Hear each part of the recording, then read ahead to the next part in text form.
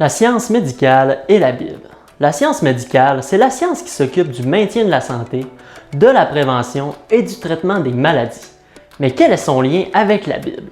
Eh bien, si Dieu a pris le temps de créer la race humaine, on ose imaginer qu'il leur a donné quelques conseils médicaux au travers de la Bible, donc les voici. Numéro 1. La Bible et le système immunitaire. Dans l'Ancien Testament, la Bible enseigne que les bébés garçons doivent être circoncis le 8e jour. Mais pourquoi le 8e jour? Eh bien, il se trouve que la science a maintenant découvert que c'est le jour où le facteur de coagulation dans le sang, appelé prothrombine, est le plus élevé. Il atteint son apogée le 8e jour, puis ensuite chute. La science médicale a également découvert que c'est à ce moment que le système immunitaire du corps humain est à son plus fort. Numéro 2. La Bible est le lien entre l'esprit et le corps. La science médicale a fini par comprendre qu'il existe un lien étroit entre la santé mentale et la santé physique d'une personne. L'appellation de la santé mentale que nous connaissons aujourd'hui est seulement apparue en 1843 sous la forme d'hygiène mentale. Mais la Bible, elle, nous l'a révélée avec ses déclarations écrites vers 950 avant Jésus-Christ.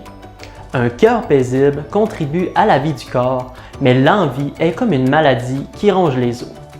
Un regard lumineux met le cœur en joie, une bonne nouvelle fortifie jusqu'aux os. Les paroles agréables sont comme un rayon de miel, douceur pour l'âme et santé pour les os. Un cœur joyeux est un excellent remède, mais l'esprit déprimé mine la santé.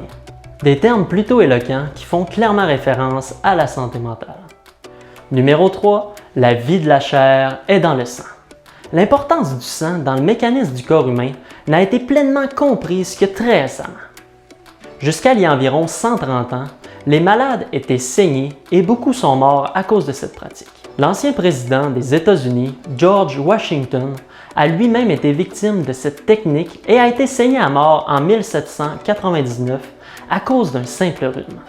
Effectivement, si vous perdez votre sang, vous perdez votre vie. La raison pour laquelle les médecins font un test sanguin est que le sang contient une quantité incroyable d'informations sur la santé de la chair. Le livre du Lévitique, écrit 1400 ans avant Jésus-Christ, déclarait que le sang est la source de la vie. La vie de la chair est dans le sang.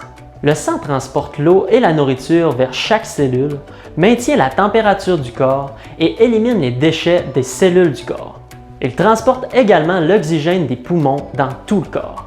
En 1616, William Harvey découvrit que la circulation sanguine était le facteur clé de la vie physique, confirmant ce que la Bible révélait 3000 ans plus tôt. Regardez comment le sang affecte la chair. Les anticorps dans le sang neutralisent ou aident à détruire les organismes infectieux. Chaque anticorps est conçu pour cibler un organisme envahisseur spécifique. Par exemple, les anticorps antivaricelles cibleront le virus de la varicelle, mais laisseront un virus de la grippe indemne. Il n'y a pas de meilleure façon de décrire la fonction du sang par rapport au corps humain que de dire « la vie de la chair est dans le sang ». Pour plus de vidéos au sujet de la science médicale contenue dans la Bible, j'ai inséré plusieurs liens dans la description de cette vidéo qui vous parleront de sujets médicaux variés tels que les animaux à ne pas manger pour éviter d'être malade, la quarantaine, les germes, la recette de savon antiseptique de Dieu et des méthodes de décontamination. Merci pour votre écoute, aimez et partagez. On se revoit pour une autre vidéo des preuves que Dieu existe.